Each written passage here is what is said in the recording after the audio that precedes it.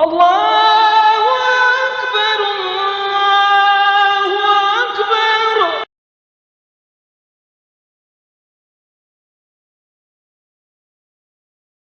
Allah Ta'ala telah agihkan, pecahkan bagi Allah 1/5 daripada keseluruhan harta ghanimah tu. Tak boleh ambil bagi kongsi kodai, 1 untuk kau, 1 untuk aku, 2 untuk kau, 2 untuk aku. Tak boleh gitu. A'udzubillahi minasyaitonirrajim. Bismillahirrahmanirrahim. Assalamualaikum warahmatullahi wabarakatuh.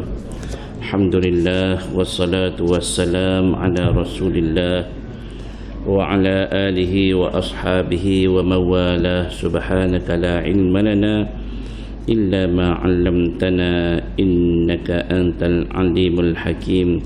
Wala hawla wala quwwata illa billahil aliyyil azim. Allahumma faqihna fid din wa 'allimna at-ta'wil. Allahumma zidna ilma warzuqna fahma. Allahumma nawwirna binuri ilmik wa ab'idna an-nisyan birahmatika ya arhamar rahimin. Rabbi shrah li sadri wa yassir li amri wahlul 'uqdatam min lisani yafqahu qawli. Amma ba'du. Nawaitu at-ta'alluma wat-ta'lim wat-tadhakkura wat-tadhkir wan-naf'a wal-intifa'a wal-ifadata wal-istifadata wal-hatha 'ala at-tamassuki bi kitabillahi wa sunnati Rasulillah sallallahu alaihi wasallam wad-dalalata wad-du'a ila al-huda wad-dalalata 'ala al-khair ibtigha'a wajhillahi subhanahu wa ta'ala wa mardatihi wa qurbihi wa thawabihi. Amin. InsyaAllah kita beriktikaf dalam masjid ini kerana Allah Subhanahu wa ta'ala. Yang dihormati ahli jawatan kuasa masjid, mungkin mengundang hadirin muslimin muslimat yang dirahmati dan dikasihi Allah Subhanahu wa ta'ala. Alhamdulillah summa alhamdulillah, pada pagi ini Allah Subhanahu wa ta'ala masih lagi panjangkan umur kita. Alhamdulillah, Allah Ta'ala bagi kesihatan kepada kita. Alhamdulillah. Dan Alhamdulillah Allah SWT memberi keizinan untuk kita berada di dalam masjid dan berada di dalam majlis ilmu setelah kita solat berjamaah. Alhamdulillah. Dan tuan-tuan semua, pada pagi ini kita akan sambung lagi surah yang ke-60, surah Al-Mumtahanah, ayat yang ke-11. Kita tadabbur insyaAllah. A'udzu billahi minasy syaithanir rajim. وَإِنْ فَاتَكُمْ شَيْءٌ مِّنْ أَزْوَاجِكُمْ إِلَى الْكُفَّارِ فَعَاقَبْتُمْ فَآتُوا الَّذِينَ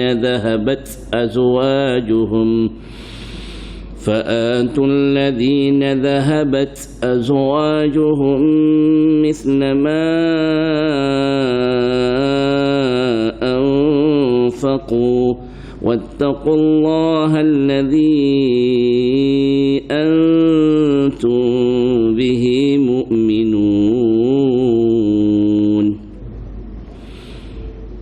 Dan sekiranya seseorang daripada isteri-isteri kamu itu lari kepada orang-orang kafir, lalu kamu mengalahkan mereka, maka bayarkanlah kepada orang-orang yang isterinya melarikan dirinya itu akan maharnya sebanyak yang telah mereka bayar. Dan bertakwalah kepada Allah yang kepadanya kamu beriman. Apa masalah ni? Di sini sekiranya Allah SWT menyebut kalau ada dan perkara ni berlaku, jadi Allah SWT menetapkan hukum. Wa in fatakum syai'um min azwajikum ilal kuffar, sekiranya seorang daripada isteri-isteri kamu orang Islam lari kepada orang-orang kafir, dianya isteri kamu, maka mereka ni lari pergi kepada orang kafir, maksudnya murtad. Lalu kamu mengalahkan mereka, lepas tu perang dengan orang kafir. Perang bila berlaku peperangan, jadi fa'aqabatum, Jadi kamu ni menang. Fa'atul ladzina dhahabat azwajuhum mithla ma anfaqu. Jadi bila mana mereka yang beriman ini, bila dia berkahwin dulu dengan isteri mereka, ada maharnya, dia bayar mahar. Si fulan ni Islam, isterinya Islam. Bila dia menikah, ada mahar dia, mas kahwin, mas mahar dia. Jadi dia bayarlah maharnya, mas kahwinnya sebanyak tersebut. Jadi bila dia bayar mahar tu, tiba-tiba duk tengah hubungan molek dah, suami isteri ni baik, tiba-tiba lari pergi ke orang kafir, jadi murtad. Jadi bila berlaku peperangan antara orang Islam dengan orang kafir, berlaku peperangan. Bila berlaku peperangan itu, maka di sini orang Islam dia akan dapat harta ghanimah. Harta ghanimah, rampasan perang. Maka jadi dia panggil masalah tidak selesai lagi. Sebab mahar yang dibayar oleh si suami tadi, dia panggil masih berhutang, tidak dibayar, tidak ditunaikan lagi. Maka Allah SWT arahkan harta ghanimah tadi diambil daripada situ, bayar semula kepada suami yang mana isterinya lari. Itu caranya. Maka bayarkanlah kepada orang yang isterinya melarikan dirinya, itu akan maharnya sebanyak yang telah mereka bayar. Jadi dia bayar dulu berapa ribu, 3,000 contoh. Ambil harta ghanimah tadi, dah orang Islam dah menang dah dalam peperangan, maka ambil 3,000 tadi bayar. Ni mahar yang kamu bayar, 2,000 ke 1,000 ke berapa, bayar seperti mana mereka bayar dulu masa kahwin. Jadi harta ghanimah ni tuan-tuan semua, bila kita rujuk dalam surah Al-Anfal, ada Allah Ta'ala ajar kita orang Islam, dia ada pembahagian dia. Dia ada pembahagian. Harta ghanimah ni kita tahulah harta rampasan perang. Bila orang Islam bila berperang, dia boleh merampas harta-harta perang dan boleh diambil banyak mana. Banyak mana nak ambil tu, banyak mana. Allah SWT sebut dalam surah Al-Anfal, wa'lamu annama ghanimtum min syai'in, ketahuilah bahawasanya harta ghanimah yang kamu dapat tu daripada sesuatu, tak kiralah apa-apa benda yang ada nilai, kereta ke, motosikal ke, emas ke, duit ke, rumah ke, tanah ke, apa, boleh ambil semualah. Tetapi harta ghanimah tu dalam peperangan, apa yang mereka bawa? Mereka bawa apa? Bawalah pistol, bawalah senjata-senjata, kenderaan, kuda, sebagainya contoh. Bukan boleh ambil, boleh rampas. Jadi hak miliknya siapa? Fa inna lillahi khumsahu. Sesungguhnya bagi Allah SWT itu, Allah Ta'ala telah agihkan, pecahkan bagi Allah 1/5 daripada keseluruhan harta ghanimah tu. Tak boleh ambil bagi kongsi kodar, 1 untuk kau, 1 untuk aku, 2 untuk kau, 2 untuk aku. Tak boleh gitu. Mana boleh. Allah Ta'ala dah tentu dah. Fa inna lillahi khumsahu walir rasul. Bagi Allah Ta'ala dalam 1/5 tu Allah Ta'ala sebut bagi Allah, walir rasul, bagi rasul, walidil qurba, dan bagi mereka yang menjadi kaum kerabat rasul, keluarga Nabi. Keluarga Nabi ni termasuklah keluarga Nabi ni, kaum kerabat ni Bani Hashim, Bani Abdul Muttalib, wal yatama, anak-anak yatim, wal masakin, orang-orang miskin, wa bani sabil, dan ibnu sabil. Ibnu sabil ni orang-orang yang bermusafir. Jadi ni 1/5 duduk sini.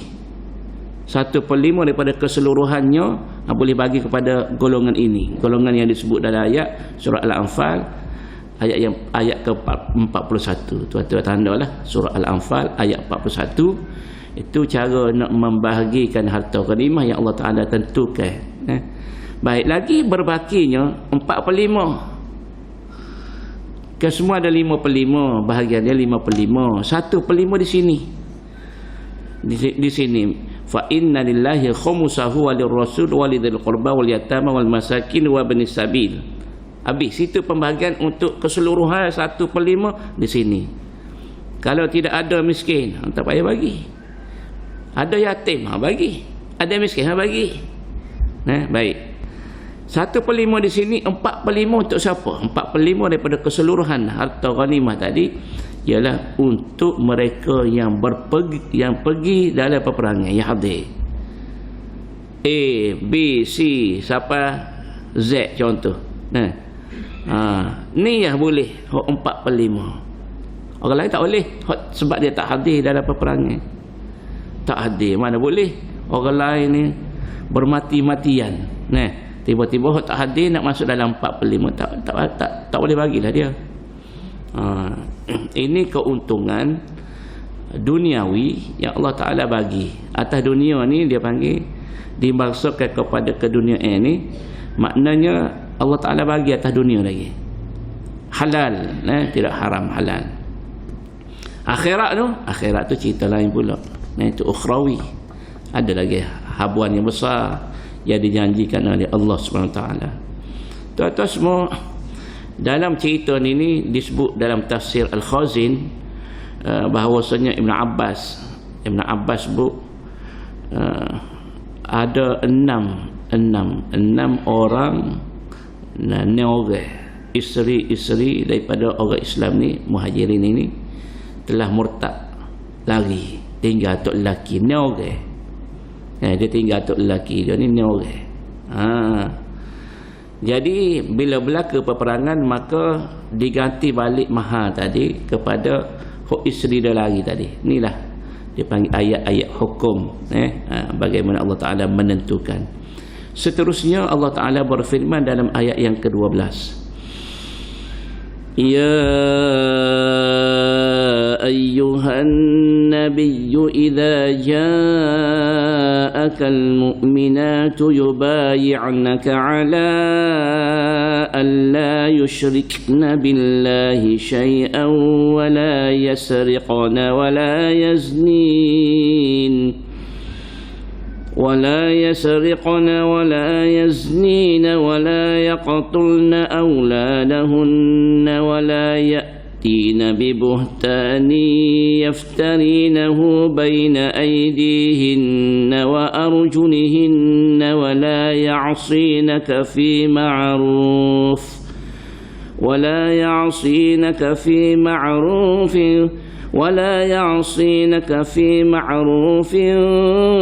فبايعهن واستغفر لهن الله إن الله غفور رحيم. Wahai Nabi, yaitu Nabi Muhammad. Ya ayyuhan nabiyyu, wahai Nabi. Sayanya Allah SWT kepada Nabi Muhammad, dia panggil ya Nabi, wahai Nabiku. Wahai Nabiku, manjanya Allah Subhanahu Wa Taala. Panggil Nabi tu bukan nama-nama ya Muhammad, tidak. Ya Muhammad tidak. Kalau contoh kita dengan contoh dengan siapa, dengan Tok Imam. Kita ra'i dia tu sebagai imam, kita panggil Tok Imam. Kita tak panggil contoh Tok Imam nama Abdullah. Pak Allah, tak panggil Pak Allah. Panggil Tok Imam. Jawatan dia. Dio, minta maaf Dio panggil. Dio, Tuan Dio. YB yang berhormat. MB Menteri Besar. Kita basa pakat dia. Maka Allah Ta'ala berlemah lembut dan menghormati Nabi. Maka Allah SWT panggil wahai Nabi. Ya Allah Akbar, Masya Allah. Ini yang Allah Ta'ala ajar kita ni. Bila orang tu dilantik satu, kita panggil pakat dia. Tok Ngulu. Tok Ngulu. Kau panggil Tok Ngulu pada dah. Kita menghormat dah kepada dia. Sebab dia ada title itu. Allah Ta'ala panggil wahai Nabi. Wahai Nabi ini Nabi Muhammad, idza ja'akal mu'minatu yubayyi'naka 'ala an la yusyrikna billahi syai'a. Bila mana apabila datang kepada kamu perempuan-perempuan yang beriman, tujuan marina yubayi'naka ala alla yusyrikna billahi syai'a. Mari tujuannya ialah untuk berbay'ah. Bay'ah ni mana ikat janji setia, tu dipanggil bay'ah. Bay'ah ni mana buat janji. Buat janji. Kita pun biasa janji dengan mak. Mak kita tak sigit derak dah, janji dengan mak. Mak kita nak baca buku dah, buat janji. Lepas tu langgar pula. Tak usah tinggal maya dah, tinggal pula. Janji. Ni pun janji juga ni. Tujuannya perempuan-perempuan ini yubayi'naka ala alla yusyrikna billahi syai'a. Tujuannya dia mari berbai'ah dengan Nabi, maka bahawa mereka tidak akan mempersekutukan sesuatu pun dengan Allah, tidak akan mencuri, tidak akan berzina, tidak akan membunuh anak-anaknya, tidak akan berbuat dusta yang mereka adakan oleh tangan dan kaki mereka, yakni diri sendiri, dan tidak akan menderhakai dalam urusan yang baik. Bila mari buat janji bai'ah ni dengan beberapa perkara ni, maka terimalah bai'ah, sumpah setia mereka itu wahai Nabi. Terimalah dan mohonkanlah keampunan kepada Allah untuk mereka, wastaghfirlahunallah. Biarlah Allah Ta'ala ampun dosa mereka, mintalah ampun dosa mereka ya Muhammad. Innallaha ghafurur rahim. Sesungguhnya Allah Maha Pengampun lagi Maha Penyayang. Jadi tuan-tuan semua, ada cerita di sini. Ceritanya ketika mana Nabi sallallahu alaihi wasallam membuka kota Mekah. Pembukaan kota Mekah. Nabi duduk di Mekah pada masa itu. Ni dah dalam keadaan orang panggil kekuatan Islam tu sudah kuat, sudah ada, sudah wujud kekuatan Islam tu. Bila mana Nabi daripada Mekah pergi ke Madinah menubuh sebuah negara Islam, membina kekuatan Islam, pergi ke Mekah pula. Buka kota Mekah, dipanggil pembukaan kota Mekah, yang mana berduyun-duyun manusia masuk Islam masa tu. Sebab itulah tuan-tuan semua, Islam mesti memerintah, bukan Islam kena perintah. Tuan-tuan kena ingat ni. Islam mesti memerintah. Kok mana pun Islam kena memerintah. Kalau tidak tersialah kepada umat Islam. Baik. Maka pada masa itu ada perempuan-perempuan yang mana mereka ni mari jumpa dengan Nabi. Ramanya bilangannya 457 orang. Ramah 457 dekat 500 orang mari jumpa dengan Nabi nak bai'ah. Nak bai'ah dengan Nabi. Maka bila begitu tuan-tuan semua, maka Nabi meletakkan syarat. Boleh nak bai'ah, nak ikat janji setia, tapi dalam bai'ah ini, perjanjian ini, iaitu yang pertamanya, kamu jangan syirik kepada Allah Subhanahu Wa Taala. Jangan syirik pada Allah, seperti mana sembah patung berhala, tak kiralah apa-apa jenis nama syirik, jangan terlibat. Yang kedua, jangan wala yusriq. Ayat yang kedua tadi, wala yasriqna, jangan kamu curi. Jangan curi ambil. Sebab zaman jahiliah ni bagai kawan, bagai demo, bagai kawan juga. Kawan berasa nak ambil, kawan ambil. Kawan tak siap ambil, kira nasib baik demo. Kalau kawan ambil, nasib baik adik kawan. Jadi gitu. Tu dia panggil curi nama dia. Lepas tu jangan berzina. Zaman jahiliah ni kalau berasa nak kena kutuk lelaki orang, dia pakai tidur begitu. Kena ke bini orang, pakai tidur begitu. Tu dia panggil berzina. Tak boleh. Tak ada ikatan qaid perkahwinan, tak boleh. Wala yaqtulna auladahunna, jangan kamu bunuh. Hendaklah jangan mereka itu bunuh perempuan. Sebab macam mana tuan-tuan semua zaman jahiliah. Zaman jahiliah ni orang tina ni, orang puan ni, bila dia nak beranak ni, dia gali lubang dulu. Gali lubang tu nanti tunggu sambut anak. Bila anak tu keluar, bila tengok anak lelaki, anak lelaki biarkan. Kalau anak puan pau pakai buh dan lubang selalu, pakai kambuh selalu.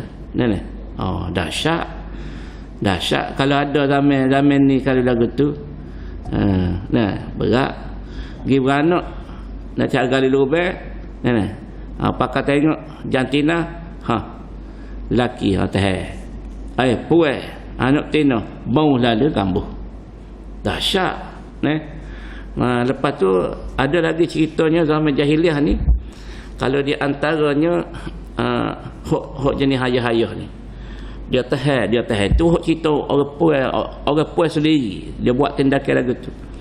Kalau pula diceritakan juga kisah bagi lelaki-lelaki ni, dia tahan dulu anak dia yang perempuan ni. Dia nak bunuh tapi dia biarkan dulu. Dia biar besarkan dulu sampai umur 9 tahun. Bila sampai umur 9 tahun, bila cukup umur dia 9 tahun, maka ayah ni suruh ibu dia ni pakai dengan baju comel. Baju comel-comel, boh lecu.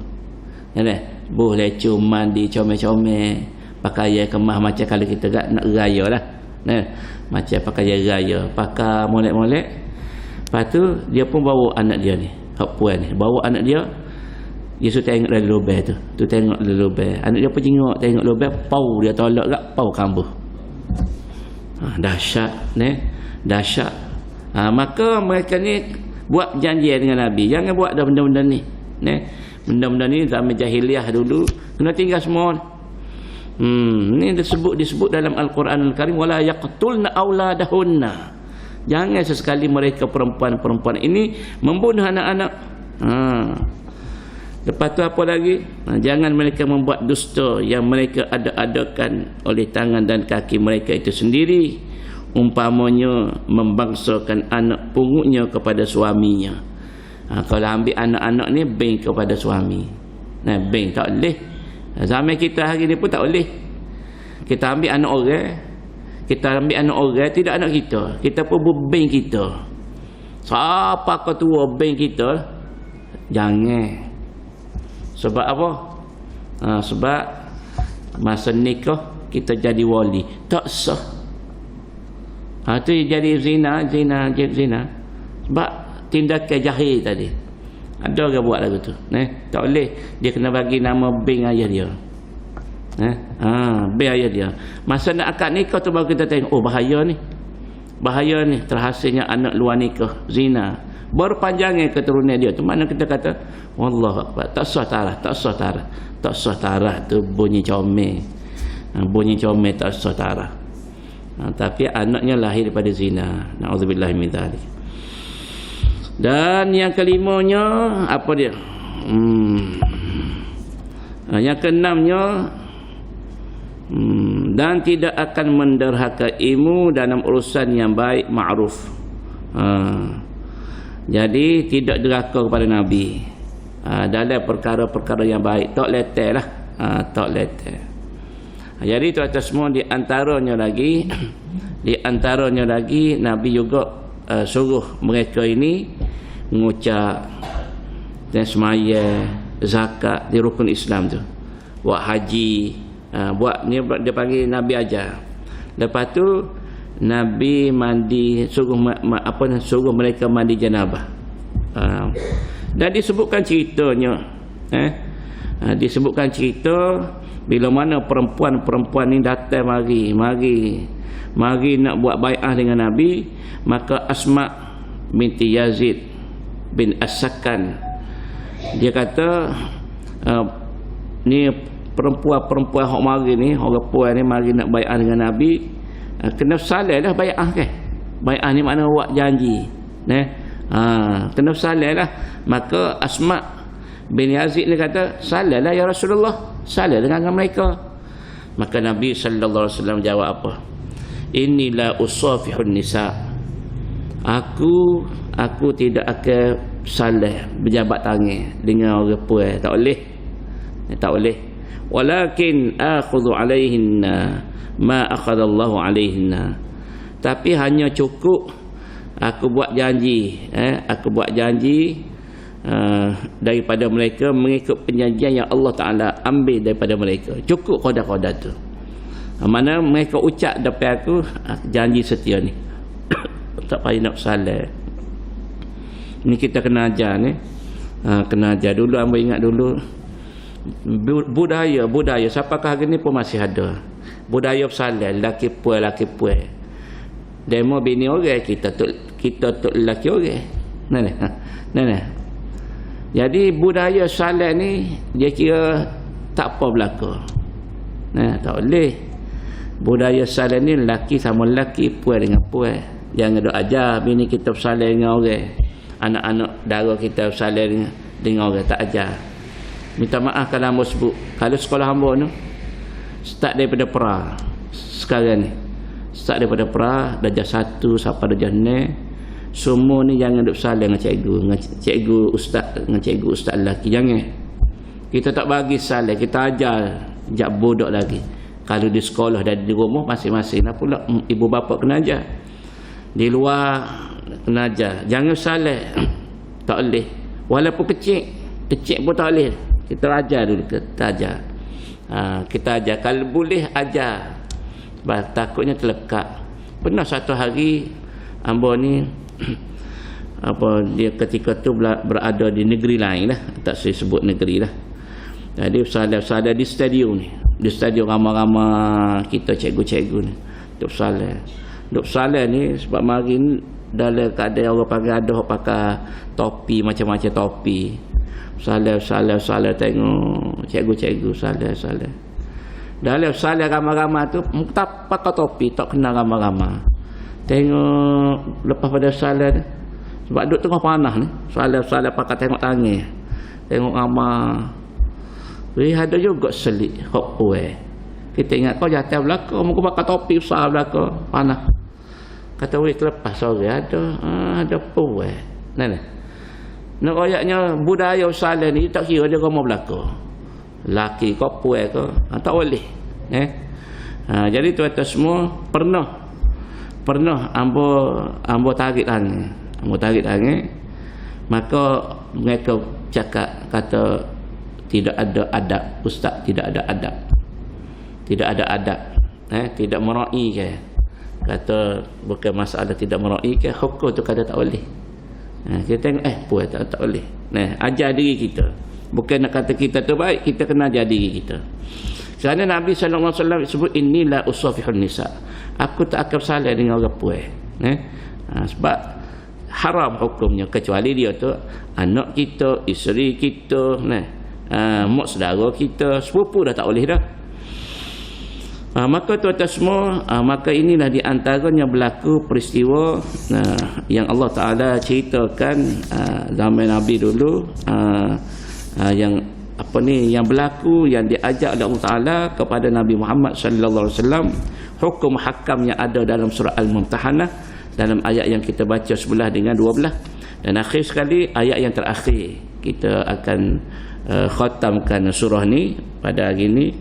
Allah Ta'ala berfirman, Ya ayyuhalladzina amanu la tatawallaw qawman ghadiballahu alaihim qad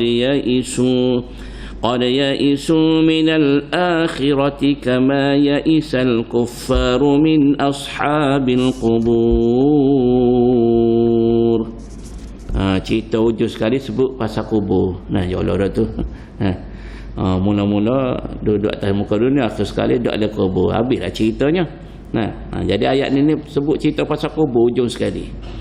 Hai orang-orang yang beriman, janganlah kamu berkawan secara bermesra-mesraan dengan kaum yang dimurkai Allah.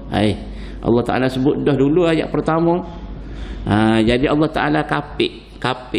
Ayat pertama, ayat dah, lepas tu tubik cerita lain. Sudah Allah Ta'ala tegaskan sekali lagi, ingat, jangan bermesraan, jangan buat jadi kawan rapat, jangan percaya, jangan meyakini, jangan tertipu, jangan tergoda, jangan mengangkat jadi pemimpin orang-orang yang memusuhi Allah dan Rasul dan memusuhi kamu orang Islam. Ingat, jangan kamu berkawan secara bermesraan dengan kaum yang dimurkai Allah SWT, iaitu orang kafir. Kafir yang kita belajar dah, kafir harbi, kafir zimmi. Yang Allah Ta'ala larang ni ialah kafir harbi. Sesungguhnya mereka telah berputus asa terhadap akhirat. Mereka kerak dah ni. Mereka kerak dengan akhirat ni. Mereka ni kerak. Mereka nak dunia saja, akhirat mereka tak nak. Sebagaimana orang-orang kafir yang telah berada dalam kubur itu berputus asa. Sebagaimana orang telah mati dah duduk ada kubur tu, tak ada apa dah, putus asa dah. Putus asa dah nak jadi Islam balik tak boleh dah. Duduk ada kubur dah. Sebab mati dalam keadaan kafir, na'udzubillahi min dzalik. Bila mati dalam keadaan kafir, maka azablah selama-lamanya. Dalam barzakh pun azab, di akhirat nantimu bangun daripada bangkit daripada kubur pun azablah seterusnya. Sampai bila tu? Sampai bila? Sampai bila-bila. Sebab itu dah berputus asa. Jadi di atas dunia ni Allah Ta'ala ibaratkan mereka ni sudah kerak dah antara mereka dengan akhirat ni. Maksudnya mereka hanya kebahagiaan dunia saja mereka nak. Akhirat tu mereka tak nampak. Mana mereka dah kerak dah. Mereka tak nak akhirat, tak nampak akhirat. Tidak mengidam-idamkan akhirat, tidak percaya akhirat. Sebagaimana mereka sudah Allah panggil putusnya, rasa putus asa ni, sebagaimana putus asanya mereka yang sudah berada dalam kubur. Bila duduk dalam kubur, nak buat apa lagi? Tak boleh buat apa-apa dah. Masa tu baru nak beriman, masa tu baru nak taubat, masa tu baru nak mengaku Allah itu Tuhan, Nabi Muhammad itu Rasul, baru nak mengaku. Tak ada dah, tak ada can dah. Itulah Allah Ta'ala sebut pasal akhir sekali cerita pasal orang kafir duduk dalam kubur. Allahu Akbar. Maka tuan-tuan semua, kita rasa syukur pada Allah SWT dan jagalah nikmat iman, nikmat Islam ini. Yang sama-sama kena jaga, kena suburkan, supaya kita ni orang panggil kuat, mantap, akidah kita kemah, kejap. Mudah-mudahan Allah Ta'ala sudahkan umur kita ni dengan sebaik-baik kesudahan, mati dalam keadaan beriman dan Islam, insya-Allah. Jadi yang buat sekadar tu dululah cerita yang kita belajar dalam surah Al-Mumtahanah. Mudah-mudahan semua yang Allah Ta'ala firmankan ini kita faham. Bukan kata kita baca saja tak faham. Ni kita faham dah. Kita pun belajar ni, hamba rasa anjur dah ni, anjur. Anjur bahasa Kelantan panggil anjur, selu-selu. Lepas tu kita akan terus kepada surah Al-Hasyr, surah yang ke-59 selepas ni. Wallahu a'lam. Kita tangguh dengan tasbih kafarah dan suratul asri. Subhanakallahumma wa bihamdika asyhadu an la ilaha illa anta astaghfiruka wa atubu ilaik. Bismillahirrahmanirrahim. Wal 'asri innal insana lafi khusr illa alladhina amanu wa 'amilus salihati wa tawassaw bil haqqi wa tawassaw bis sabr. Wassalamu alaikum warahmatullahi wabarakatuh.